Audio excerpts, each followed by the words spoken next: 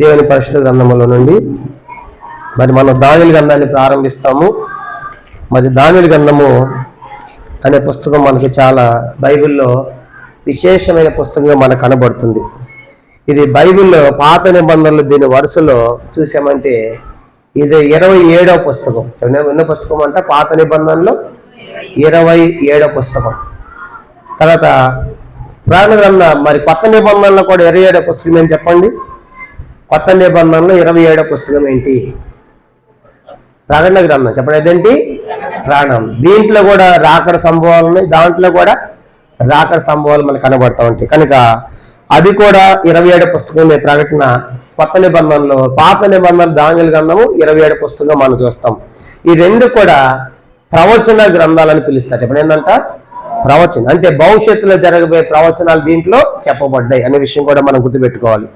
తర్వాత దానియేలు గ్రంథం అనేది మనం చూసినప్పుడు దానియేలు సాక్షి సమూహములో ఉంటాడు. హెబ్రీ పత్రిక 11వ అధ్యాయం. హెబ్రీ పత్రిక 11వ అధ్యాయము. హెబ్రీ పత్రిక 11వ అధ్యాయం.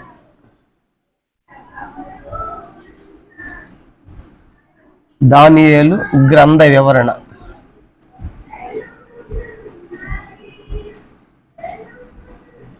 మనకు దానియేలు సాక్షి సమూహంలో పేరు లేకపోయినా వాళ్ళు చేసిన కార్యాల గురించి రాయబడి దానియేలు గురించి 11వ అధ్యాయం 33, 34 ఒకసారి చూద్దాం. దానియేలు గ్రంథము 11వ అధ్యాయం.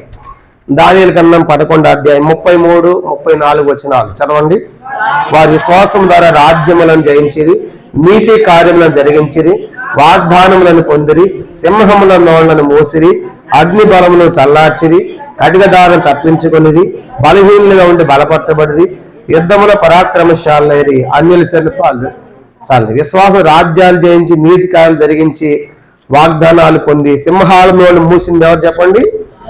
అగ్ని బలం చల్లార్చింది కూడా వాళ్ళే. కాబట్టి ఇదంతా ఈ వచనాలు ఎవరి గురించి రాయబడ్డ విషయాలు? దానియేలు గురించి అని రాసుకోవాలంటే దానియేలు సాక్షి సమూహములో ఉన్నాడని కూడా మనం రాసుకోవాలి. కనుక దానియేలు పుస్తకం 27వ పుస్తకము. దానియేలు సాక్షి సమూహములో ఎంతమంది భక్తులు ఉన్నారు, ఎంతమంది విశ్వాస వీరులు ఉన్నారు, వారిలో ఒక వ్యక్తి మనకు దానియేలు అని కూడా మనం గుర్తుపెట్టుకోవాలి. తర్వాత ఇంకా మనం గమనించాడు దానియేలు గురించి అంటే 3వ సంగతిగా మనం చూసామనుకోండి. మొదటిది ఇది 27వ పుస్తకము, రెండవది సాక్షి సమూహంలో మనకు దానియేలు కనబడతాడు. 3వ విషయం మనం చూసినప్పుడు దానియేలు దేవునికి బహుప్రియుడు అని రాయబడింది దానియేలు గ్రంథము. ఈరోజు అంతా దానియేలు గ్రంథం యొక్క ఉపోద్ఘాతం మనం చూస్తాం. కనుక దాని పరిచయం, కనుక ఇంట్రడక్షన్ అది చూద్దాము. దానియేలు గ్రంథము దానియేలు గురించి దేవుడు ఏం చెప్పాడంటే దానియేలు గ్రంథము 9వ అధ్యాయం. దానియేలు గ్రంథము 9వ అధ్యాయము 21వ వచనం మనం గమనించాలంటే 23 చదువుదామా? 23 దానియేలు 9:23 చదవండి. నీ బహుప్రియుడు గనుక నీ విజ్ఞాపనము చేయని ఆరంభించినప్పుడు చాలండి. కానీ దానియేలు గురించి రాయబడింది గమనించండి. దానియేలు బహు ప్రియుడు. కాబట్టి ఒకటిది 27వ పుస్తకం మనం చూసుకున్నాము. రెండవది సాక్షి సమూహములో ఉన్నాడు దానియేలు, సాక్షి సమూహములో. మూడవదిగా బహు ప్రియుడు, బహుప్రియుడు దేవునికి. అంత మాత్రమే కాదు, ఇదే మాట మనం 10వ అధ్యాయం 11వ వచనం కూడా దానియేలు గ్రంథం 10వ అధ్యాయము 11వ వచనంలో కూడా ఇదే మాట మనం చదువుతాం. దానియేలు 10, 11 అందరం కలిసి చదవండి. దానియేలు నీవు బహుప్రియుడు గనుక నేను యొద్దకు పంపబడి తిని. కాబట్టి 10వ అధ్యాయము 11లో కూడా మనం చూస్తాం. ఇది దానియేలు గ్రంథం 9వ అధ్యాయం 23వ వచనము, 10వ అధ్యాయము 11వ వచనము. ఇంకా మనం గమనించామంటే ఇదే దానియేలు గ్రంథము 10వ అధ్యాయము 19వ వచనం కూడా చూడండి. 19, 10, 19 కూడా అతడు మరలా నన్ను ముట్టి బలపరిచి నీవు బహుప్రియుడవు. చూసారా? కనుక 19లో కూడా ఈ వచనాలన్నింటిలో కూడా దానియేలు గురించి ఏమని రాయబడుతుంది? ఇక బహుప్రియుడు అని చూస్తాం. కాబట్టి దానియేలు దేవునికి బహుప్రియుడు. అంటే బహుప్రియుడు అంటే ఇష్టమైన వాడు అన్నది. చెప్పండి ఏంటంటే బహుప్రియుడు అంటే ఇష్టమైన వాడు. అంటే నిజంగా దానియేలు అంటే దేవునికి ఎంత ఇష్టపడ్డాడంటే ఎంత ఇష్టంగా బతికొండాలి దేవుని దృష్టికి దానియేలు. ఆలోచించండి. అందుకే యేసు వారి గురించి ఈ ప్రవచనం ఒకటి ఉంది చూడండి. యెషయా గ్రంథం 42వ అధ్యాయం. యెషయా గ్రంథం 42వ అధ్యాయం మొదటి వచనంలో మనం గమనించామంటే యేసు ప్రభువారి గురించి కూడా ఈ ప్రవచనం మనం చూస్తాం. యెషయా గ్రంథం 42వ అధ్యాయము. యెషయా గ్రంథము 42వ అధ్యాయం అందరం కలిసి మొదటి వచనం చదువుతాం. యెషయా గ్రంథం 42వ అధ్యాయము మొదటి వచనము అందరం కలిసి చదవండి. ఇదిగో నేను ఆదుకొను నా సేవకుడు, నేను ఏర్పరచుకున్న వాడు నా ప్రాణమునకు ప్రియుడు. చాలండి. కాబట్టి నేను ఏర్పరచుకున్న నా ప్రాణమునకు ప్రియుడు. ఈ ప్రవచనం ఎవరి గురించి అంటే యేసు ప్రభువారి గురించి రాయబడిన ప్రవచనం. చెప్పండి, ఈ ప్రవచనం ఎవరిది? యేసు ప్రభువారి గురించి రాయబడి. ఇతడు నా ప్రాణమునకు ప్రియుడు. అందుకే బాప్తిసం పొందిన వెంటనే ఏమొచ్చింది? ఆకాశంలో నుండి ఒక పావురము దిగి వచ్చి ఏమని ఆ శబ్దం వస్తుంది? ఈయన నా ప్రియ కుమారుడు, నేను కాబట్టి ఈయన నాకు ప్రియుడు. కాబట్టి ఇది యేసు ప్రభువారి గురించినటువంటి ప్రవచనంగా మనకు రాయబడుతుంది. కాబట్టి ఇప్పుడు దానియేలు దేవునికి బహుప్రియుడు. యేసు ప్రభువారి కూడా ఈ లోకంలో ఉన్నంత కాలము కూడా తండ్రికి ఎంతో ఇష్టడుగా ప్రియుడిగా బతికినట్లుగా ప్రభువారు ఎట్లా బతికాడు, దానియేలు కూడా అలాగే బతికాడు. కాబట్టి ఇప్పుడు ఆలోచించండి, దానియేలు గురించి దేవుడు ఉన్నాడో నీవు బహుప్రియుడు అని పలుకుతున్నాడంటే ఎంత ఇష్టముగా ఎంత ప్రియమైన వాడిగా దానియేలు బతికి ఉంటే ఆ సాక్ష్యాన్ని దేవుడు చెప్తూ ఉన్నాడు. కాబట్టి చూసాడు మనం కూడా ఈ లోకములో దేవునికి ఎట్లా బతకాలంట? ఇష్టలుగా బతకాలి, ప్రియులుగా బతకాలి. ఎప్పుడు మనం దేవునికి ఇష్టలుగా అవుతాము? ఎప్పుడు దేవునికి ప్రియులుగా మనం బ్రతకగలము? ఎఫెసీ పత్రిక 5వ అధ్యాయం. ఎఫెసీ పత్రిక 5వ అధ్యాయము. ఎఫెసీ పత్రిక 5వ అధ్యాయము 10వ వచనం చూడండి. దేవునికి మనము ఎప్పుడు ఇష్టలము ప్రియులము అవుతామంటే ఆయనకు ప్రీతికరమైనవి ఇష్టమైనవి చేసినప్పుడు. ఎఫెసీ పత్రిక 5వ అధ్యాయము 10వ వచనం చదువుదాము. గనుక ప్రభువుకి ఏది ప్రీతికరమైనదో దానిని పరీక్షించుచు విలువ సంబంధాల వలె నడుచుకున్నట్టు. ప్రభువుకి ఏది ప్రీతికరమైంది? 7 విషయాలు ఉన్నాయి. ఇప్పుడు అది టైం కాదు కాబట్టి అది చెప్పదలుచుకోలేదు. కాబట్టి మనము ఇక్కడ నేను చెప్పదలుచుకున్న విషయం ఏంటంటే మనము దేవునికి ప్రీతికరమైనది ఇష్టమైనది చేసినప్పుడు మనం కూడా దేవునికి ఎట్లా ఉంటాము? ప్రియులుగా ఉంటాం. చెప్పండి, దేవునికి ఇష్టమైనది చేసినప్పుడు దేవునికి మనము ప్రియులుగా జీవించగలం. యేసు ప్రభువు అట్లా తండ్రి దేవునికి ఈ లోకానికి కుమారుడు వచ్చినప్పుడు ప్రియుడిగా జీవించాడు. ఈ దానియేలు కూడా దేవునికి ప్రియుడిగా జీవించేట్టుగా మనం చూస్తాం. కాబట్టి పాత నిబంధనలో దానియేలు గ్రంథము, కొత్త నిబంధనల ప్రకటన గ్రంథము ప్రపంచంలో ఎక్కువ మందిని ఆకర్షించిన గ్రంథాలు. కాబట్టి ఏ గ్రంథము ప్రపంచంలో ఎక్కువ మందిని ఆకర్షించేవి? పాత నిబంధన దానియేలు గ్రంథము, కొత్త నిబంధన అయితే ప్రకటన రెవల్యూషన్. ఎందుకంటే ఈ రెండు ప్రవచన గ్రంథాలను మనం జ్ఞాపకం చేసుకున్నాం. చెప్పండి, ఈ రెండు ఏంటంటే ప్రవచన గ్రంథాలను మనం గుర్తుపెట్టుకోవాలి. కాబట్టి ఇప్పుడు ఇది 27వ పుస్తకము, సాక్షి సమూహం దానియేలు మనకు కనబడతాడు. తర్వాత దానియేలు దేవునికి ఇష్టడుగా బహుప్రియుడిగా బతికినట్టు మనం చూస్తాము. ఈ ప్రవచనం యేసు వారి గురించి కూడా చెప్పబడింది. కాబట్టి యేసు ప్రభువారు ఎట్లా ఇష్టడుగా బతికాడు దానియేలు కూడా అలాగూ బతికాడని మనం గుర్తుపెట్టుకోవాలి. అయితే ఈ దానియేలు గ్రంథం ద్వారా దేవుడు ఏం చెప్పాలనుకుంటున్నాడు ప్రపంచానికి? ఈ దానియేలు గ్రంథం ద్వారా దేవుడు ఆ మానవునికి ఏమి తెలియచేయాలనుకుంటున్నాడు? దేవుడు తన ప్రజలకు, మరి ముఖ్యంగా దేవుడు తన ప్రజలకు ఈ గ్రంథం ద్వారా ఏం తెలియచేయాలనుకుంటున్నాడో 4 సంగతులు మనం రాసుకుందాం. 4 సంగతులు కనుక 4 విషయాలు దేవుడు ఏం చెప్పాలనుకుంటున్నాడు ఈ దానియేలు పుస్తకం ద్వారా అని దీంట్లో 4 సంగతులు చెప్పాలనుకుంటున్నాడు. మొదటిది ఏంటంటే ఒకటి, దేవుడు సార్వభౌముడు లేదా సర్వాధికారి. దేవుడు సార్వభౌముడు.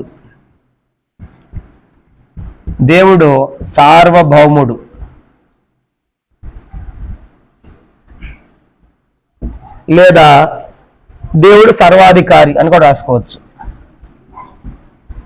దేవుడు సర్వాధికారి అంటే ఆయనకి ఇష్టమైంది చేస్తాడు. కనుక సార్వభౌముడు అంటే ఆయనకి ఇష్టమైంది ఏదైనా చేయగలడు, ఆయన ఇష్టం. కాబట్టి ఈ గ్రంథంలో మనకు అర్థమవుతుంది, మొత్తం చదివితే దేవుడు సార్వభౌముడు లేదా సర్వాధికారి అని మనకు అర్థమవుతుంది. రెండవది, విధేయులదే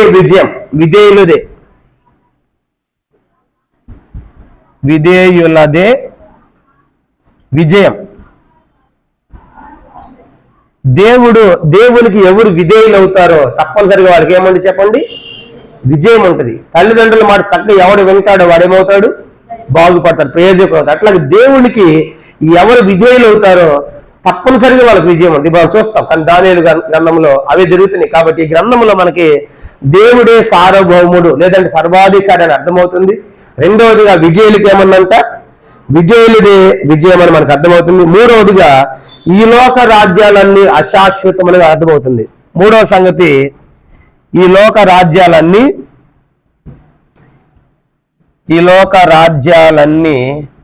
అశాశ్వతమైనవి.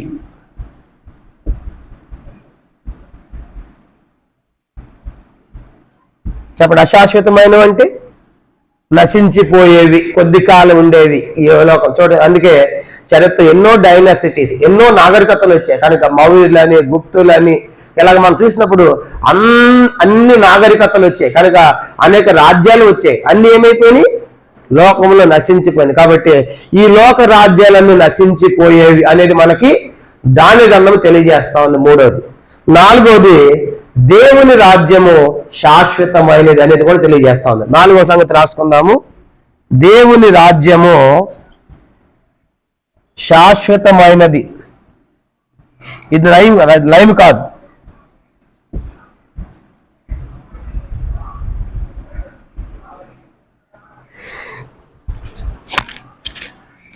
కాబట్టి మనం అర్థం చేసుకుంటే చెప్పండి, ఇప్పుడు 4 సంగతులు, ఇప్పుడు దానియేలు గ్రంథం ద్వారా మనము 4 సంగతులు మనం నేర్చుకోవచ్చు. దానియేలు గ్రంథం ద్వారా 4 సంగతులు ఏమేమి నేర్చుకోవచ్చు చెప్పండి. మొదటిది ఏంటి, దేవుడు సార్వభౌముడు లేదా సర్వాధికారి, ఆయనకి ఇష్టమైంది చేస్తాడు అంతే. రెండవది విధేయులు, ఎవరైతే దేవునికి విధేయులు అవుతారో లోబడతారో వాళ్ళకి ఏమని తప్పనిసరిగా విజయం ఉంటుంది అని మనకు అర్థమైంది. మూడవది ఏంటంటే ఈ లోక రాజ్యాలు అశాశ్వతమే. దీంట్లో పారసీకుల రాజ్యం, మాదీల రాజ్యం, ఇలా ఎన్నో రాజ్యాలు వచ్చినాయి కనుక బబులోను రాజ్యం అన్ని నశించిపోయాయి. కాబట్టి చివరికి నిలిచేది ఏంటి, దేవుడు. కనుక ఈ లోక రాజ్యాలు అశాశ్వతమైనవి అనేది మూడవదిగా దీని ద్వారా మనకు అర్థమవుతుంది. నాలుగవది ఏంటంటే దేవుని రాజ్యము శాశ్వతమైనది, అది ఎల్లప్పుడూ ఉండేది, ఎల్లప్పుడు నిలిచి ఉండేది, లైమ్ కానిది.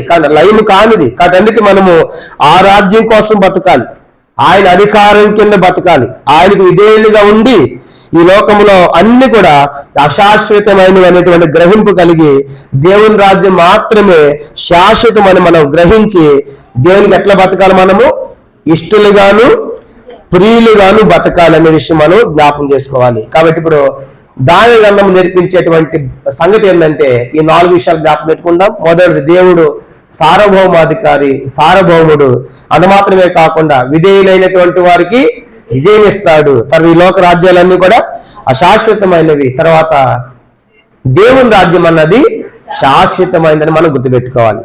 తర్వాత బైబిల్లో మనం గమనించామంటే దానియేలు అనే పేరు కలిగిన వారు ఎంతమంది ఉన్నారు?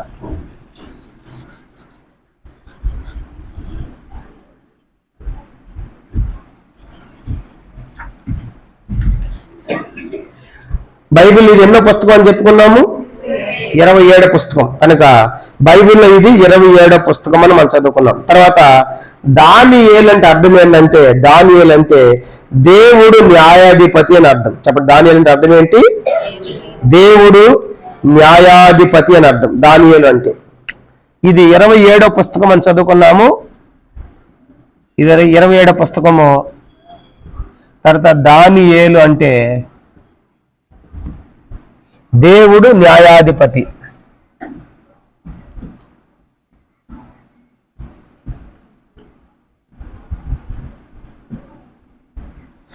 నేను మళ్ళీ అడుగుతా, తర్వాత చెప్పాలి అందరు. ఇది ఎన్నో పుస్తకము? 27 పుస్తకం. ఇప్పుడు దానియేలు అంటే అర్థం ఏం చెప్పండి? దేవుడు దేవుడు నా న్యాయాధిపతి. క్షమించండి, దేవుడు నా న్యాయాధిపతి అంటే ఎక్కడికి పోయిందని మనం చూస్తున్నాడని జాగ్రత్త బతకాలి.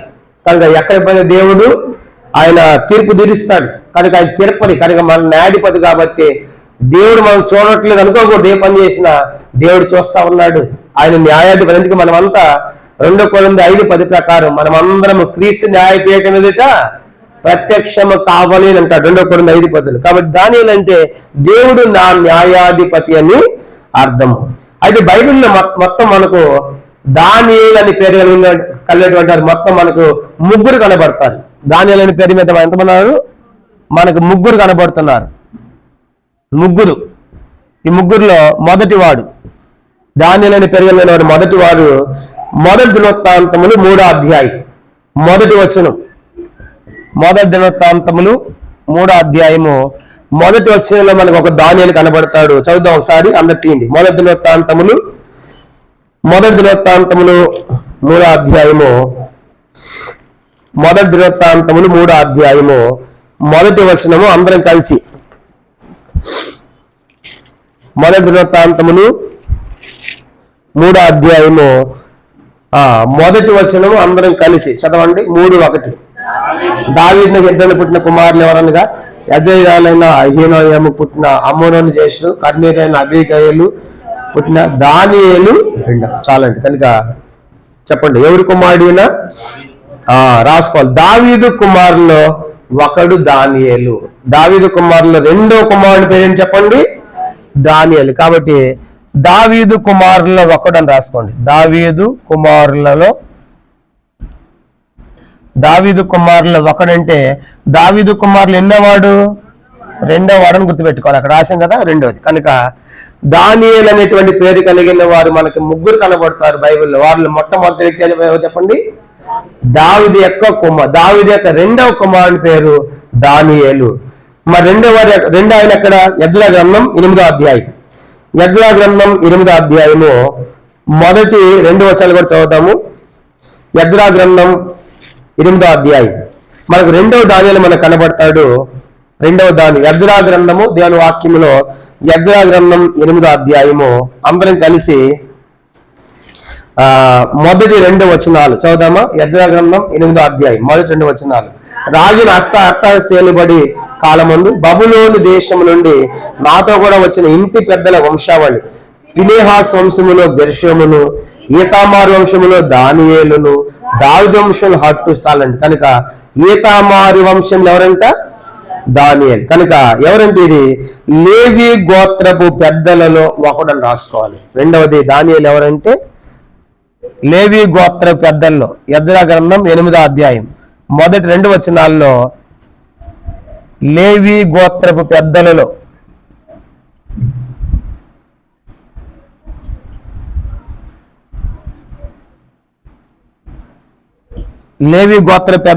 మనకి ఒక వ్యక్తి దానియేలు కనబడతాడు. మొదటి దానియేలు ఎవరు చెప్పండి? దావీదు కుమారుల ఒకడు. తర్వాత రెండో వ్యక్తి లేవి గోత్ర పెద్దల్లో ఒకడు. ఇతని గురించి నెహెమ్యా 10వ అధ్యాయంలో కూడా రాయబడింది. ఇతని గురించి నెహెమ్యా గ్రంథం ఇక్కడ కూడా మనకు దానియేలు కనపడతాడు. ఈయన కూడా ఎవరంటే ఈ వ్యక్తి 10వ అధ్యాయము మొదటి వచనం 6వ వచనం కూడా. నెహెమ్యా గ్రంథం 10వ అధ్యాయం మొదటి వచనం 6వ వచనంలో కూడా మనకు కనబడే వ్యక్తి ఎవరు చెప్పండి? లేవి గోత్ర పెద్దల్లో ఒకడే. కాబట్టి ఇప్పుడు ఇద్దరు దానియేలు మనం చూస్తాం. మొదటి దానియేలు దావీదు కుమారుల్లో రెండవది లేవి గోత్ర పెద్దల్లో ఒకడు. మూడవది దానియేలు గ్రంథపు ప్రవక్త. చెప్పండి, మూడో వ్యక్తి ఎవరు చెప్పండి? ఇప్పుడు మనం చదువుకున్న దానియేలు గ్రంథం రాసే ప్రవక్త. కాబట్టి మొత్తం మన గ్రంథంలో కనపడతారు మనకు బైబిల్లో ముగ్గురు. దానియేలు అంటే దేవుడు నా న్యాయాధిపతి అని అర్థం.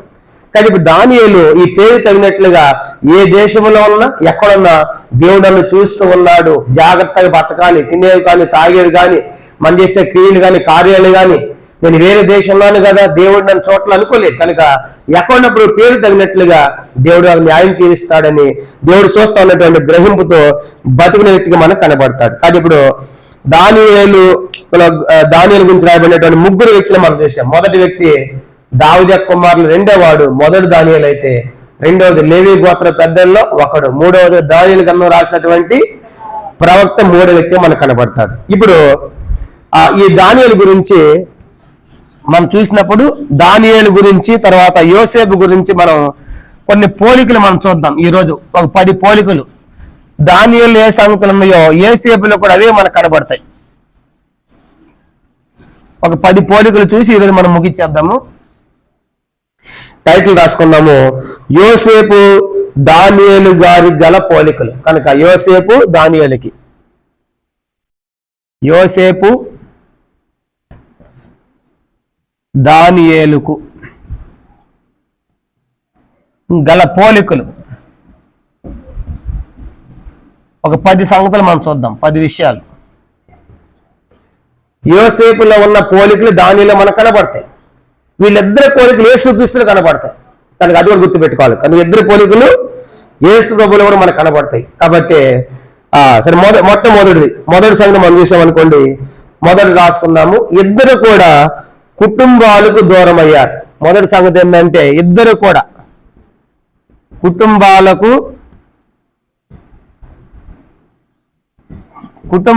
దూరం అయ్యారు.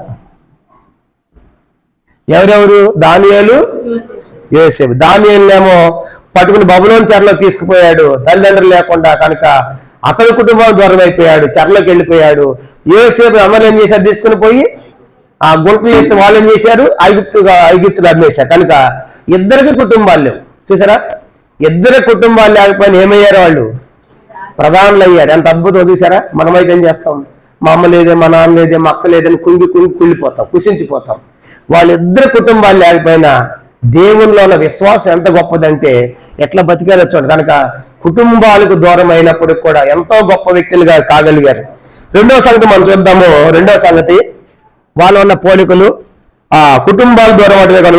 ఒకరేమో ఐగుప్తుకు, ఒకరేమో బబులోనుకు వెళ్ళారు. అంటే ఐగుప్తు పోయింది ఎవరు? ఐగుప్తుకు పోయింది ఎవరు? యోసేపు. యోసేపు ఐగుప్తుకు, దానియేలు బబులోనుకు.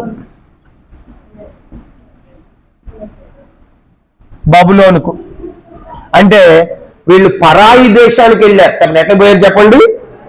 పరాయి దేశానికి ఎట్లా పోయారు? బానిసలుగా పోయారు. చూసారా? ఎలాంటి వాళ్ళు? దాసులు. కనుక వేరే దేశం పోతే ఎడ చూస్తారు? వాళ్ళని ఘనసాగు తీస్తారు. మనకేమన్నా వాళ్ళు పట్టుకుని పోయారు. కనుక రాజులు పట్టుకుని పోయారు. వీళ్ళేమో కొనుక్కున్నారు. యోసేపుని ఏం చేశారు? డబ్బు పెట్టి సంతలో కొనుక్కున్నారు. అమ్మబడ్డాడు యోసేపు. కనుక ఐగుప్తులకి దాసుడుగా వెళ్ళాడు. బబులోనేమో చెరలోని తీసుకొని పోయారు. మనం చెప్పాం కదా, బబులోని చెరలోని దేవుడు మనల్ని కాపాడినట్టుగా ఆయన కాపాడు ఎక్కడ కూడా. కాబట్టి రెండో సంగతి రాసుకున్న ఒకలేమో ఐగుప్తుకు, ఒకలే బబులోనుకు, పరాయి దేశానికి వెళ్ళి బతికారు. ఇంకో మాట చెప్పాలంటే వీళ్ళిద్దరు పోయిన తర్వాత ఇంకా బతికి మళ్ళీ ఆ దేశం రాలేదు, సజీవంగా అక్కడ వెళ్ళిపోయారు. యోసేపు ఏమో ఐగుప్తులో, దానియేలేమో బబులోనులో. కాబట్టి పరాయి దేశానికి బానిసలుగా వెళ్ళి పరాయి దేశంలో బ్రతికి అక్కడే వారు చనిపోయారు. వారి దేశానికి వాళ్ళకి తిరిగి సజీవంగా రాలేదు. చూసారా? కాబట్టి ఎక్కడికి వెళ్ళినా దేశానికి తిరిగి రాకపోయినా నమ్మకంగా బతికారు. కాబట్టి రెండో సంగతి మనం రాసుకుందాము. వీళ్ళు ఒకరు ఐగుప్తుకు, ఒకళ్ళేమో బబులోనికి, పరాయి దేశం వెళ్ళి అక్కడ బ్రతికి సజీవంగా మళ్ళీ తిరిగి వాళ్ళ దేశానికి రాలేదు అని రాసుకోవాలి. రెండోది. మూడవది సంగతి మనం రాసామంటే మూడవది చిన్న వయసులోనే, చిన్న లేదా యవ్వన అని రాసుకున్నాం. చిన్న లేదా యవ్వన వయసులలో, చిన్న వయసులోనే ఇద్దరు యవ్వన వయసులోనే కుటుంబాలకు దూరం అయ్యారు. కుటుంబాలకు చెప్పండి, ఏ వయసులో అంటే వాళ్ళు దూరం అయిపోయింది? తల్లిదండ్రులకి, బంధువులు, స్నేహితులకి, కుటుంబాలు కాదు, దేశానికి కూడా. ఈయనేమో ఐగుప్తు దేశం నుంచి అక్కడ ఇశ్రాయేల్ దేశం నుంచి ఎక్కడ పోయాడు? ఐగుప్తు దేశం పోయాడు. ఆయనేమో బబులోను దేశాలే మారిపోయారు, ప్రజలు కూడా లేరు. కాబట్టి ఏ వయసులో అంట? చిన్న వయసు. యోసేపుకి సుమారుగా, యోసేపుకి అయితే 17 సంవత్సరాలు, దానియేలుకి అయితే సుమారు 14 సంవత్సరాలు. అంటే టీవీ అనమాట. మనం చూస్తాం 17 ఏళ్ళ వాళ్ళు ఉన్నప్పుడైనా మాట చూస్తాం యోసేపు గురించి. కనుక గొర్రెలు కాస్తాడు. కనుక ఆ వయసు సుమారుగా యోసేపు 17 సంవత్సరాల వయసు, దానియేలుకేమో 14 సంవత్సరాల వయసులో తల్లిదండ్రులు లేరు, బంధువులు లేరు, స్నేహితులు లేరు. వేరే దేశానికి వెళ్ళి పరాయి దేశంలో ఒక దాసులుగా, బానిసలుగా బతికినట్టుగా మనం చూస్తాం. కాబట్టి చిన్న వయసు అనే విషయము.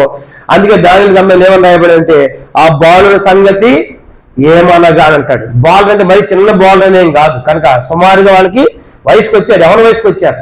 కాబట్టి చిన్న వయసులోనే వాళ్ళ కుటుంబాలకి దూరమై బతికినట్లే మనం చూస్తాము. ఇది మూడవ సంగతి. నాలుగో సంగతి మనం రాసుకుందాము. నాలుగో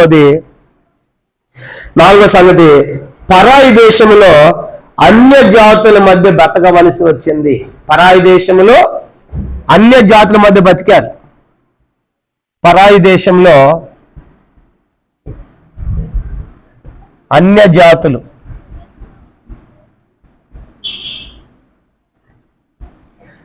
జాతుల మధ్య బ్రతికారు. వీళ్ళిద్దరు ఎవరు? ఇద్దరు ఇశ్రాయేలే, యూదులే. చెప్పండి, ఇద్దరు ఎవరు చెప్పండి? ఇశ్రాయేలే. కానీ ఎక్కడ బ్రతికారు వాళ్ళు?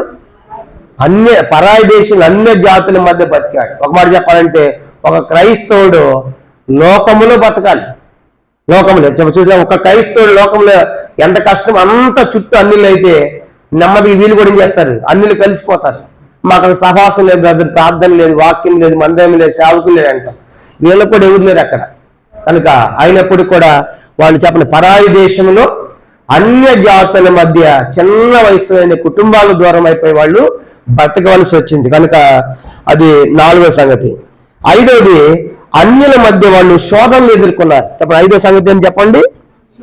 అన్యుల మధ్య శోధనలు. అన్యుల మధ్య వాళ్ళకి ఏమొచ్చాయి? శోధనలు. అన్యుల మధ్య శోధనలు ఎదుర్కొన్నారు. చెప్పండి, యోసేపుకి ఏం శోధన వచ్చింది? తెలిసిన విషయాలు మనకి. యోసేపుకి ఏం శోధన వచ్చింది? ఫరో భార్య వచ్చి 10 దినము కూడా రూపవంతుడు, అందగాడు, సుందరుడు కాబట్టి తనతో తప్పు చేయమని, శోధించమని, కనుక తప్పు చేయమని, శయనించమని ఎంతో తొందర పెట్టింది యోసేపు. కానీ యోసేపు పరాయి దేశంలో తన పవిత్రతను ఆ యోసేపుకి వచ్చిన శోధన భార్య ద్వారా, పోతేవారి భార్య ద్వారా. నెక్స్ట్ దానియేలుకి ఏం శోధన వచ్చింది? సింహాలు తర్వాత వేసారు. వచ్చిన శోధన ఏంటి? అది శిక్ష, అది శోధన కాదు. ఆ పెట్టిన భోజనం ఏం చేయమన్నారు? తినమన్నారు. ఆ దేవతకి ఏం చేయమన్నారు? మొక్కమన్నారు. మనమైతే ఏం చేస్తాం? అన్య దేశం వెళ్ళిపోయాము, పరాయి దేశంలో ఉన్నాము, తల్లిదండ్రులు లేరు, బంధువులు లేరు, స్నేహితులు లేరు, అక్కడ సేవకుడు పాస్టర్ గారు లేడు. ఇప్పుడు ఏం చేస్తాను? అమ్మాయి పెట్టిన భోజనం ఇది కాక ఏముందని చెప్పేసి ఏం చేసేవాళ్ళం? తినేసి ఉండేవాళ్ళం. కానీ వాళ్ళు తిన్నారు, దాన్ని తిన్నాడా? ఆ భోజనం తినలా. అందుకే దేవుడు నాకు దేవుడు నన్ను చూస్తున్నాడు, నేను దేవుని పెట్టిన ఎక్కడికి వెళ్ళినా ఆయన కోసం బతకాలేను, ఆయన ప్రీతిగా ఉండాలి, ఇష్టంగా ఉండాలి. ఆ భోజనం మీరు అక్కడ అయ్యా 10 రోజుల వరకు చూడండి, మాకు ఈ భోజనం వద్దు, కనుక మేము యెహోవా దేవుని సేవిస్తాం కాబట్టి మాకు ఈ భోజనం, మాకు శాకాహారం ఏంటి. 10 రోజుల తర్వాత డేలాగైతే అప్పుడు మీరు చెప్పినట్టు మేము చేస్తాం అని అన్నారు. అంటే వాళ్ళు రాజు భోజనం కూడా కాయగూరలు ఉంటుందా లేకపోతే గట్టి పదార్థాలు ఉంటాయా? కనుక కాయగూరలు కాదు, రాజు బల్లల మీద ఎన్ని ఉంటాయి. సొలొమోను బల్ల అంటే 100 కొద్దీ వధించారు వాటిని. అంత శ్రేష్టమైన రాజు భోజనం మాకొద్దు, కేవలం కాయగూరలు మాత్రం మాకు చాలు. అంటే అర్థము, అన్యుల మధ్య యోసేపుకి శోధన వచ్చింది, దానియేలుకి కూడా శోధన. ఇద్దరు శోధనలు జయించారా? శోధనలు పడిపోయారా? ఇద్దరు జయించారు. ఎంత అద్భుతం. అందుకే వాళ్ళ గురించి మనం మాట్లాడుకుంటున్నాం. కాబట్టి శోధన, పరాయి దేశంలో వాళ్ళు అన్యుల మధ్య శోధనలు ఎదుర్కొన్నారు. 6వ సంగతి మనం చూద్దామా? 6వ సంగతి ఏంటంటే, వాళ్ళకు వచ్చినటువంటి శోధనల్లో,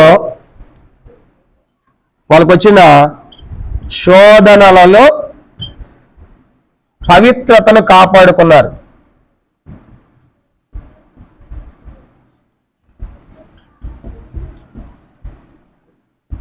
చెప్పండి, వాళ్ళకి వచ్చిన శోధనలో తప్పు చేశారా? పవిత్రతను కాపాడుకున్నారా?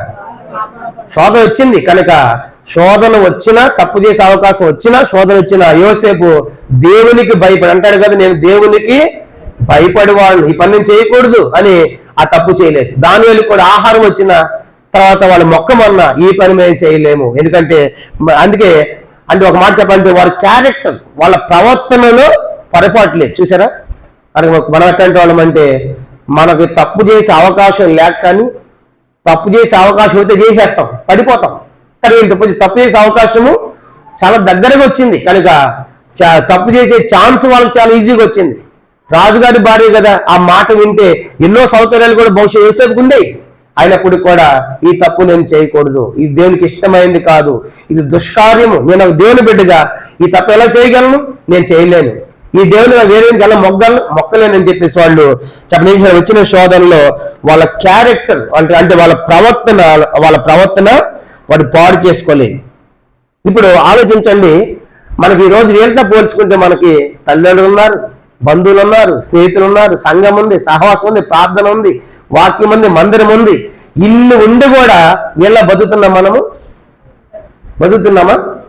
కనుక తెల్లారులేస్తే ప్రార్థన, ఏదో కూడిక, మీటింగు. కనుక ఇవన్నీ ఉండి కూడా వీళ్ళకి ఎందుకు బతకలేకపోతున్నాం? వీళ్ళకి ఎందుకు మనం దేవునికి ఇష్టలుగా పేలి ఉండలేకపోతున్నాం? ఒకసారి మనం పరీక్షించుకోవాలి. ప్రభు, వాళ్ళకి తల్లిదండ్రులు లేదే, బంధువులు లేదే, స్నేహితులు లేదే, దేశం వాళ్ళది కాదే, వేరే దేశం పోయిన దాసులుగా ఉన్నారే, కాబట్టి భయంకరమైన శోధనలు వచ్చాయి. వాటిలో కూడా మీకు ఇష్టలుగా బతికారు కదా. ఈరోజు మనకు కుటుంబాలు ఉండి అన్ని ఉండి కూడా విశ్వాసాలు ఉన్నాం, విశ్వాసం మనకు సహవాసం ఉంది, మనము అన్నిల మధ్య జీవించట్లే, తెల్లారైతే మనకు విశ్వాసాలు చుట్టుపక్కల కూడా, ఇవన్నీ ఉండి కూడా మనం ఓడిపోతున్నామా జయిస్తున్నామా అంటే ప్రశ్న చెప్పండి ఏంటంట? మనమైతే ఓడిపోతానే ఉన్నాం, మనం పడిపోతున్నాం. కానీ వారి పడిపోలేదు, ఓడిపోలే. మరి వాళ్ళకి మనకు వ్యత్యాసం ఏంటి? వాళ్ళు ఎందుకు అలా పడిపోలేదు, వాళ్ళు ఎందుకు అలా జారిపోలేదు, ఎందుకు వాళ్ళు పొరపాటు తప్పు చేయలేదంటే కీర్తన 37 చూడండి వాళ్ళు ఎట్లా బతికారంటే 37వ కీర్తన 37వ కీర్తన 30వ వచనం చదువుదాం. మొట్టమొదట 37వ కీర్తన 37వ కీర్తన 30వ వచనం చదువుదాం. మొట్టమొదట 30వ వచనం 37, 30 చదవండి. నీతిమంతుల నోరు జ్ఞానమును గురించి వచించును, వారి నాలుక న్యాయమును ప్రకటించును. ఇప్పుడు అందరం కలిసి 31వ వచనం 31, వారి దేవుని ధర్మశాస్త్రము వారి హృదయముల్లో ఉన్నది, వారి అడుగులు జారవు. చూసారా? కాబట్టి ఇప్పుడు దేవుని యొక్క వాక్యము ధర్మశాస్త్రం ఎక్కడుందంటే వాళ్ళకి హృదయాల్లో ఉంది. మనకి ఎక్కడుంది? చేతిలో ఉన్న. కనీసము చేతిలో ఆ మధ్య పాస్టర్ గారు పెళ్లి చేస్తున్నారు, చేతిలో బైబిల్ లేదు, ఫోన్ తీసుకొస్తా ఉన్నాడు. మనకి చేతిలో బైబిల్ లేదు, హృదయంలో ఉండాలి కనీసం. వాళ్ళకి ఎక్కడుందంటే హృదయంలో ఉంది. చేతుల్లో ఉంటాయి కానీ పుస్తకాలు ఉంటాయి కాదు. మనకి దేవుని వాక్యం ఎక్కడ మొట్టమొదట హృదయం. కీర్తన 119వ కీర్తన 119 చూడండి. అందుకే వాళ్ళు పాపం చేయటం లేదు, తప్పు చేయటం లేదు. 119వ కీర్తన 11వ వచనం. కీర్తన 119:11 వచనం అందరం కలిసి. కీర్తన 119:11 వచనం చదవండి. ఉన్నట్లు నా హృదయం నీ వాక్యమును ఉంచు. కానీ ఇప్పుడు వాళ్ళు ఎందుకు తప్పు చేయలే, ఎందుకు పాపం చేయలే, పరాదేశంలో పోయి అంటే వాళ్ళ హృదయాలు ఏమని చెప్పండి? వాక్యం ఉన్నది. తన 17వ వచనం 119:17 చూద్దాం. 119:17 నీ సేవకు నేను బ్రతుకున్నట్లు నా ఎడల నీ దయారసను బట్టి చూపము, నీ వాక్యమును బట్టి నేను. కాబట్టి ఇప్పుడు ఎందుకు వాళ్ళు తప్పు చేయలేదు, ఎందుకు వాళ్ళు పొరపాటు చేయలేదంటే మనకేమర్థం అవుతుందంటే వాళ్ళు పరాయి దేశంలో ఉన్న చెప్పండి ఏంటంటే వారి హృదయములో ధర్మశాస్త్రం ఉంది, హృదయములో వాక్యం ఉంది. చూసారా? అందుకే వాళ్ళు బ్రతకగలిగారు, అందుకే పవిత్రం కాపాడుకోగలిగారు. అది 6వ సంగతి. ఇప్పుడు 7వ సంగతి మనం చూసామంటే 7వ విషయము వాక్యం. ఇప్పుడు 119వ కీర్తన 15వ వచనం బట్టి నీ వాక్యమును బట్టి నేను నడుచుకొందును అంటే అర్థం ఏంటి? ఇప్పుడు వాళ్ళు ఎట్లా నడుచుకుని ఉంటారు? వాక్యము ద్వారా నడిపించబడ్డారు. 7వ రాసుకున్నాము, వాక్యము ద్వారా నడిపించబడ్డారు. వాక్యము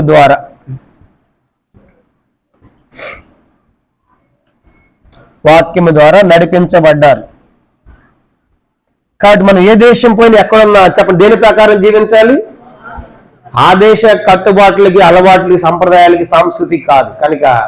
కాబట్టి మనం దేవుని వాక్య ప్రకారం ఉందా లేదని చూడాలి. కాబట్టి దేవుని వాక్యం మనకి ఏం చెప్తా ఉంది, ఏం చేయాలి, ఏం చేయకూడదు. కనుక ఇవన్నీ వాళ్ళకి తెలుసు. అందుకే వాళ్ళ హృదయంలో వాళ్ళ దేవుని యొక్క వాక్యము వాళ్ళ హృదయంలో ఉంది. కాబట్టి వాళ్ళ శోధన వచ్చినా కూడా తప్పు చేయకుండా కాపాడుకున్నారు, జయించగలిగారు.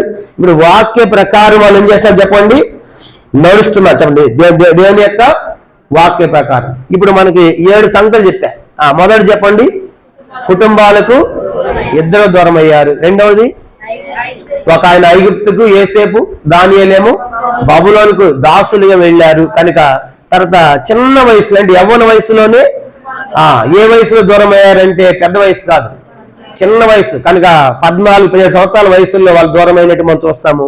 4వది పరాయి దేశంలో అన్యుల జాతుల మధ్య బతకాల్సి వచ్చింది. తర్వాత అన్యుల మధ్య వాళ్ళకి శోధనలు కూడా వచ్చాయి. అంతే కదా? అన్యుల మధ్య ఏమంటే అత్తిలు అది మొక్కు ఇది మొక్కు అంటారు కదా. కనుక అన్యుల మధ్య ఉంటే మనకు కూడా ఏముంటాయి? శోధనలే. అందుకే మనం అన్యులతో కాదు, అపోస్తల బోధయను సహవాసమందును రెట్టు ప్రార్థన ఎడతాగని దాంట్లో మనం దేవుని బిడ్డలతో ఉండాలి. కాబట్టి అందుకే వాళ్ళకి శోధనలు వచ్చాయి. తర్వాత ఆరోది శోధనలో వాళ్ళు ఎట్లా ఉన్నారు? పవిత్రతను కాపాడుకున్నారు. అట్లా ఎట్లా కాపాడుకోగలిగారు అంటే ఏడవది చెప్పండి, వాళ్ళ హృదయాల్లో వాక్యం ఉంది కాబట్టి వాళ్ళు కాపాడుకోగలిగారు. ఇది ఏడవ సంగతి.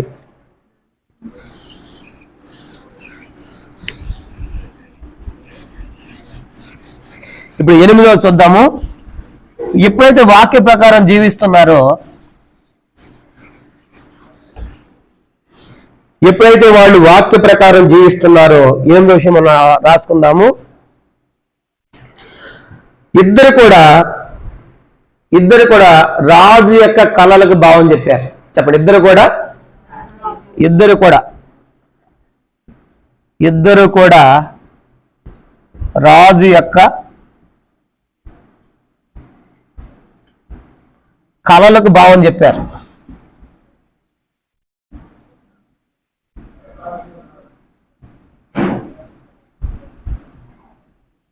ఇద్దరు కూడా రాజు గారి యొక్క కళలకు భావం చెప్పి రాజుకు స్నేహితులయ్యారు. ఇద్దరు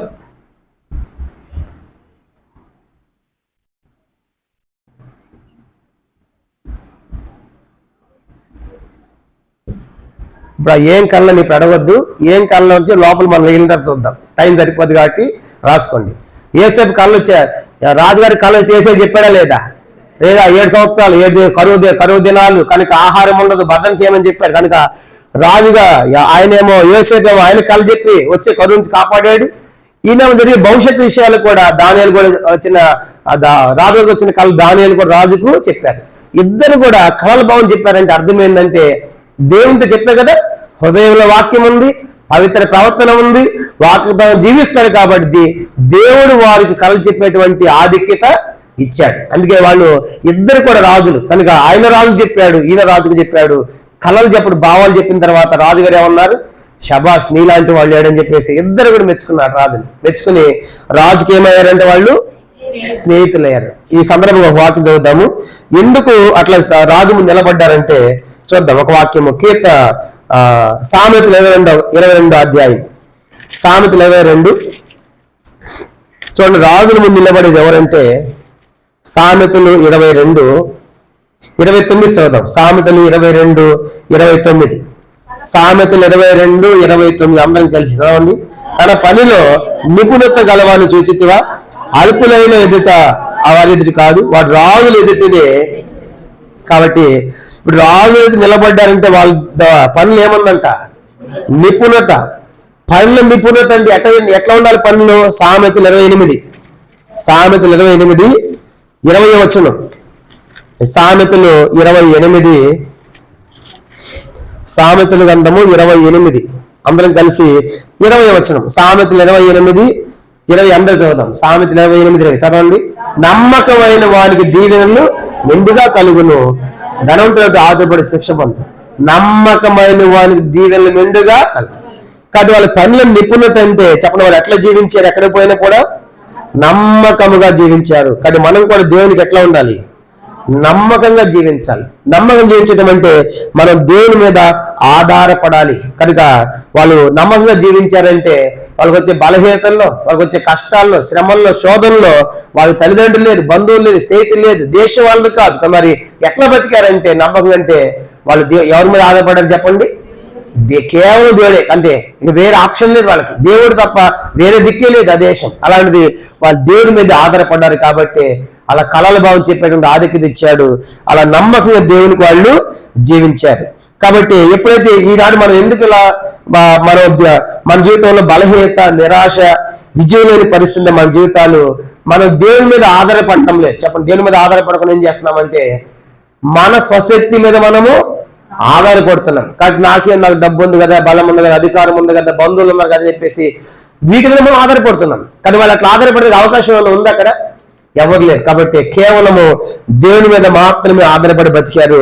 కాబట్టి 9వ సంగతి మనము ఏమని రాసుకోవాలంటే వాళ్ళు రాజు గారికి కళకి భావం చెప్పారు. 9వది రాజుకు స్నేహితులయ్యారు. చెప్పండి, ఏంటంటే రాజుకు స్నేహితులయ్యారు. కనుక కళల భావం చెప్పడమే కాకుండా కనుక చెప్పగల సామర్థ్యం వాళ్ళు పొంది కనుక 9వది రాజుకు వాళ్ళు స్నేహితులయ్యారు. కనుక ఇది 9వ సంగతి రాసుకుందాం. రాజుకు వాళ్ళు స్నేహితులయ్యారు కనుక 9ది. కాబట్టి మనం కూడా దేవుని దృష్టికి నమ్మకంగా ఉండాలి. ఏ దేశం పోయినా ఎక్కడ ఉన్నా దేవుడు నా న్యాయాధిపతి, నన్ను చూస్తూ ఉన్నాడు అనేటువంటి గ్రహింపుతో మనం బతకాలి. చూడండి, క్లాసులో టీచర్ చూస్తూ ఉంటే పిల్లలు తప్పు చేస్తారా? అమ్మ మా టీచర్ చూస్తుందేమో, అలాగే ఉంటాడు. టీచర్ లేకపోతే క్లాస్ రూమ్ అంటే ఎట్లా ఉంటుంది? అంత చేపల మార్కెట్ లాగా ఉంటుంది. రాగానే సైలెన్స్ అనగానే అందరూ ఏమవుతారు? సైలెన్స్. ఒక్కడ అందరూ నోరు మూయాల్సిందే. అంటే ఎక్కడికి పోయినా అంటే వీళ్ళ ఉద్దేశం ఏంటంటే ఇప్పుడు లోపల క్లాస్ రూమ్లో టీచర్ ఉన్నా లేకపోయినా ఎట్లా ఉన్నారు చెప్పండి? వాళ్ళు దేవుడు చూస్తూ ఉన్నాడని భయంతో నమ్మకంతో బతికారు. ప్రకటన గ్రంథము 9వ అధ్యాయం. ఎందుకంటే మన దేవుడు ఎట్లాంటి వాడు అంటే ప్రకటన 19వ అధ్యాయము, ప్రకటన గ్రంథం 19వ అధ్యాయం 11వ వచనం. ప్రకటన 19వ అధ్యాయం, రెవల్యూషన్ చాప్టర్ 19, ప్రకటన 19వ అధ్యాయము 11వ వచనం చదువుతాము. మన దేవుడు ఎలాంటి వాడంటే ప్రకటన 19:11, మరియు పరలోకము తెరబడి చూచితిని, అప్పుడు అది తెల్లని గుర్రమడి కనబడును, తన మీద కూర్చుని ఉన్నవాడు నమ్మకమైన వాడును సత్యవంత నామం గలవాడు, ఆ నీతిని బట్టి విమర్శను యుద్ధము జరిగించున్నాడు. గమనించామంటే ఇప్పుడు మన దేవుడు ఎట్లాంటి వాడంటే ఆయన నమ్మకమైన వాడు, సత్యవంతుడు. కాబట్టి మన దేవుడు నమ్మకమైన కాబట్టి మనం కూడా నమ్మకంగా జీవించాలి. మనం చెదిరిపోకూడదు. చాలాసార్లు మనము సహవాసం లేకపోతే, మన బంధువులు లేకపోతే, స్నేహితులు లేకపోతే, నిజంగా దానియేలు యోసేపు లాంటి పరిస్థితులు మనం ఉంటే ఎట్లా ఉండేవాళ్ళు ఒకసారి ఊహించండి. వేరే దేశం పోయి దేని బిడ్డలు లేకుండా, తల్లిదండ్రులు లేకుండా, సహవాసం లేకుండా, వాక్యం లేకుండా కనుక ఉండాలంటే ఎలా ఉండగలం? ఒక వాక్యంతో మనం అందరి మధ్య మనం బతకగలమా?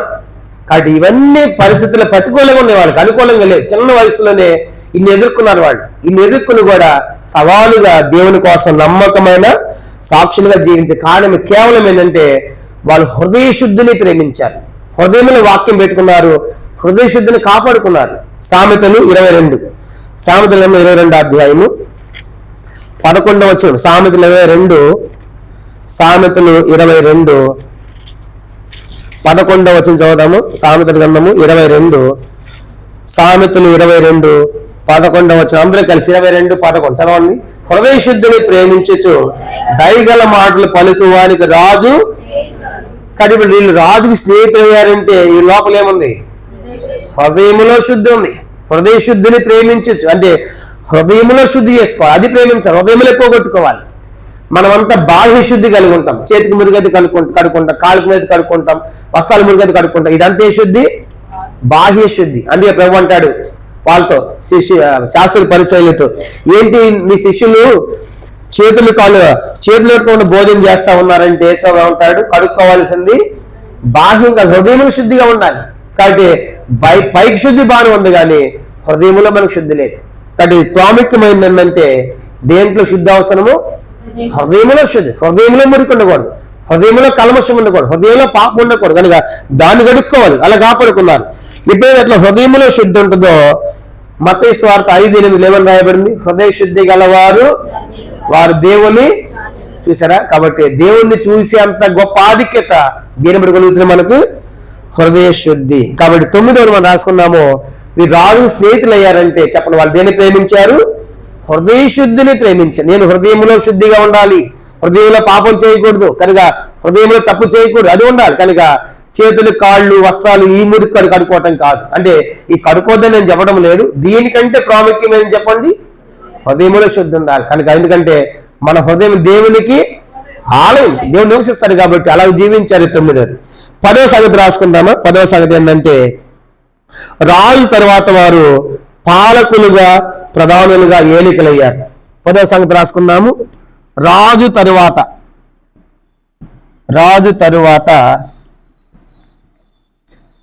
వారు ప్రధానులుగాను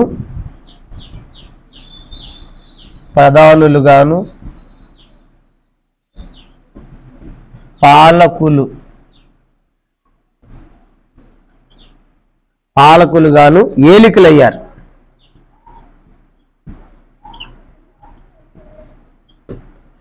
చెప్పండి 10వ సంగతి ఏం చెప్పండి? వాళ్ళు రాజు తర్వాత ప్రధానమంత్రి, ఆ తర్వాత పాలకులు, దేశం అంతా పరిపాలించడం, ఏలికలయ్యారు. అందుకే యోసేపుని అంటాడు, నా ఇంటి విషయంలో తప్ప మిగతావన్నీ కూడా నీకు అప్పగించా. ఎవడు కాలని చేయైనా ఎత్తకూడదు అన్నాడు ఫరో. అంటే ఐగుప్తు దేశం అంతటికి యోసేపు ఏమయ్యాడు చెప్పండి? ప్రధాని అయ్యాడు. కాబట్టి చూసినా ఏలిక అయ్యాడు. కనుక ఇక రాజు తర్వాత నెక్స్ట్ ఎవరంట? యోసేపే. అలాగే దాని గంటగా మనం చూసినప్పుడు దానియేలు కూడా ఆ దేశంలో ఏమయ్యాడు? ప్రధాని అయ్యాడు. కనుక అంత గొప్ప స్థానం. వాస్తవానికి వీళ్ళు పోయింది ఎట్లా పోయారు? ఆ దేశము బానిసలుగా పోయి, దాసులుగా పోయి. కనుక చూసారా, ఇలా ఊహించండి. ప్రధాని అవడం అంటే మన ప్రధానమంత్రి స్థానం అన్నమాట. మనకు అర్థమయ్యే భాష చెప్పుకోవాలంటే మన ప్రధానమంత్రి మోడీ గారి ప్లేస్ లో ఉన్నారు వాళ్ళు. ఎవరు? బానిసలు, దాసులు. ఎంత అద్భుతం చూసారా. కాబట్టి వాళ్ళు ఎంత కాపాడుకున్నారు. కాబట్టి దేవుడు తను తగ్గించుకునే వాళ్ళని దేవుడు హెచ్చిస్తారన్నట్టుగా ఆ రీతి వాళ్ళు ఆ దేశం పోయినప్పటికి కూడా పరాయి దేశానికి వెళ్ళి పరాయి దేశంలో ప్రధానులు అయ్యారు, ఏలికలు అయ్యారు, పాలకులు అయ్యారు. కనుక పాలించే వాళ్ళు అయ్యారు. యేసు ప్రభువు కూడా మనం చూసినప్పుడు ఈ లోకానికి ఎట్లా వచ్చాడు? ఆయన దాసుడిగా వచ్చాడు. ఫిలిప్పీ 2:7 ఎట్లా వచ్చాడు? ఆయన దాసుడిగా వచ్చి సిలువ మరణం పొందిన తర్వాత ఇప్పుడు ఆయన ఎక్కడ వెళ్ళాడంట? పరలోకం వెళ్ళిపోయాడు. పరలోకం వెళ్ళిపోయి ఆయన ప్రధానిగా ఉంటాడు. కనుక పరలోకం వెళ్ళిపోయి ఆయన సర్వాధికారం కలిగినటువంటి రాజుగా, రాజులకు రాజుగా, ప్రభువులకు ప్రభువుగా ఉంటాడు. వచ్చిన యేసు ఈ లోకంలో దాసుడిగా వచ్చాడు. ఇప్పుడు పరలోకంలో ఎట్లా ఉన్నాడు ఆయన? పేతురు పత్రిక 2 వాక్యాలు చదువుతాం. పేతురు పత్రిక. ఇప్పుడు పరలోకంలో యేసు ప్రభువు ఏ స్థానంలో ఉన్నాడో చూడండి. పేతురు రాసిన మొదటి పత్రిక 3వ అధ్యాయం 22వ వచనం. మొదటి పేతురు పత్రిక 3వ అధ్యాయము 22 చదువుదామా? మొదటి పేతురు పత్రిక 3వ అధ్యాయము 22వ వచనము అందరం కలిసి చదవండి. ఆయన పరలోకంలోకి వెళ్ళి దూతల మీదను, అధికారుల మీదను, శక్తుల మీదను అధికారం పొందిన వాడే దేవుని కుడిపార్శ్వమున ఉన్నాడు. పరలోకి వెళ్ళిన తర్వాత అంటే ముందేం జరిగింది? 21వ వచనంలో యేసు క్రీస్తు పునరుత్థాన మూలముగా చెప్పండి. 21వ వచనంలో ఏం జరిగింది? పునరుత్థానం. అని చనిపోయి తిరిగి లేచాడు. లేచిన తర్వాత 21లో పరలోకానికి వెళ్ళి దూతల మీద, అధికారుల మీద, శక్తుల మీద అధికారం పొంది ఇప్పుడు ఆయన దేవుని కుడిపార్శ్వమున ఉన్నాడు. మత్తయి సువార్త 28వ అధ్యాయం. మత్తయి సువార్త 28వ అధ్యాయము అందరం కలిసి చివరి వచనం. యేసు వారు సమాధి చేయబడి తిరిగి లేచిన తర్వాత ఏం చెప్తున్నాడంటే దాసులుగా వచ్చాడు, శిలువ మరణం పొందాడు, సమాధి చేయబడ్డాడు, పునరుత్థానం తిరిగి లేచాడు. లేచిన తర్వాత ఇప్పుడు ఆయన చెప్తున్న మాట ఏంటంటే 18వ వచనం. మత్తయి సువార్త 28వ అధ్యాయము 18వ వచనం అందరం కలిసి చదవండి. అయితే యేసు వారి వద్దకు వచ్చి పరలోకమందును భూమి మీదను నాకు సర్వాధికారం ఇవ్వబడి ఉన్నది, కాబట్టి మీరు వెళ్ళి సమస్త జనులను శిష్యులుగా చేయండి. యేసు ప్రభువు ఈ మాట ఎప్పుడు చెప్తున్నాడు? పై వచనాలు చూసామంటే ఆయన సమాధి నుంచి లేచిన తర్వాత అంటున్నాడు పరలోకమందున భూమి మీద నాకు సర్వాధికారం ఇవ్వబడి. అంటే అంతకు ముందు లేని అర్థం కాదు. ఆయన దాసుడిగా వచ్చాడు, శిలువ మరణం పొందిన తర్వాత ఆయన సర్వాధికారం పొందిన వాడిగా పరలోకంలో తండ్రి కుడిపార్శ్వమున ఉన్నవాడిగా మనకి కనబడుతున్నాడు. కాబట్టి యేసు ప్రభువు కూడా పోలిగా ముందు చేశాడు. వీళ్ళు కూడా దాసులుగా వెళ్ళారు, ప్రధానులుగా పరిపాలించారు. యేసు ప్రభువు దాసులుగా వచ్చాడు, ఆయన కూడా ఈరోజు పరలోకమందు ప్రధానిగా మనకు కనబడతాడు. ఇంతటి ఈరోజు మనం ముగిస్తున్నాము. ఈ 10 విషయాలు మనం జ్ఞాపకం పెట్టుకుంటాం. ఈరోజు మరి కొంత గమనించి మనం చూసాము. కాబట్టి ఇవన్నీ కూడా దానియేలు గ్రంథంలో ఉన్నటువంటి సంగతులు. వెళ్ళక పూర్వము ఈరోజు ఉపోద్ఘాతంగా, ఇంట్రడక్షన్ గా, పరిచయంగా కొన్ని సంగతులు మనం తెలుసుకున్నాం. చెప్పండి, ఈరోజు తెలుసుకున్న విషయాలు ఏంటంటే దానియేలు అంటే బహు సాక్షి సమూహంలో ఉన్నాడు. ఇది 7వ పుస్తకము. తర్వాత బహుపీడిగా జీవించాడు. తర్వాత దానిగా ఏమేమి తెలియజేస్తాను? ముఖ్యంగా 4 విషయాలు. మొదటిది ఏంటి? ఆయన సార్వభౌముడు, సర్వాధికారిని. రెండవది విజయులదే రాజ్యం అని. మూడవదిగా ఈ లోక రాజ్యాలన్నీ అశాశ్వతమని, దేవుని రాజ్యము శాశ్వతమని తెలుస్తుంది. దానియేలు అంటే బైబిల్లో 3 దానియేలు మనకు ఉన్నారు. ఒకటి దావీదు కుమారుడు, రెండో లేవి గోత్రములో ఒకడు, పెద్దల్లో ఒకడు, మూడవది దానియేలు గ్రంథపు ప్రవక్త. దానియేలు అంటే అర్థం ఏంటి? దానియేలు అంటే దేవుడు నా న్యాయాధిపతి. ఎక్కడికి పోయినా కూడా అలా మనం బ్రతకాలి, దేవుడు అని చూస్తా ఉన్నాడు. ఇప్పుడు దానియేలుకి యేసేపు గల పోలికలు మనం 10 చూసాం. మొదటిది, ఇద్దరు కూడా కుటుంబాలకు దూరం అయ్యారు. ఒకళ్ళు ఐగుప్తు, మరొకళ్ళేమో బబులోను. రెండవది, మూడవదిగా చిన్న వయసులోని కుటుంబాలు దూరం అయిపోయారు. నాలుగవది, పరాయి దేశంలో అన్యుల మధ్య బతికారు. ఐదవదిగా అన్యుల మధ్య శోధనలు ఎదుర్కొన్నారు. ఆరవదిగా పవిత్రతను కాపాడుకున్నారు, క్యారెక్టర్ని కాపాడుకున్నారు, కనుక పవిత్రతను తప్పిపోలేదు. ఏడవదిగా వాక్యం చేత వాళ్ళు నడిపించబడ్డారు. ఎనిమిదవది, రాజు యొక్క కళలు చెప్పారు, కనుక కళలు చెప్పారు. 9వది, రాజుకు స్నేహితులారు. 10వదిగా రావు తర్వాత ఇద్దరు కూడా ప్రధానులు గాను పాలకులు గాను ఏలికలు గాను మనకి కనబడుతున్నారు. ఈ మిగతా సంగతులు మనం వచ్చే వారం మనం చూద్దాం. ప్రార్థన. మోకరించండి, అందరూ మోకరించాలి.